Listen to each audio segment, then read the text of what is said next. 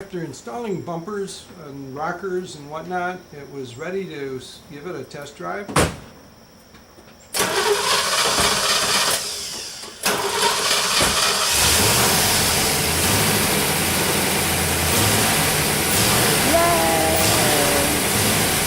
it gonna go?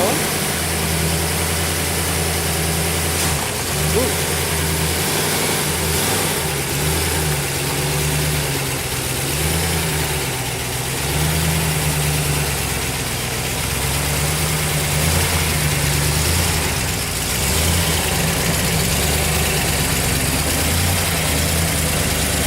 Too happy.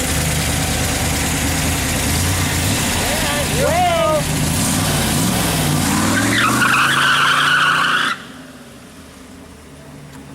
Will he ever grow up?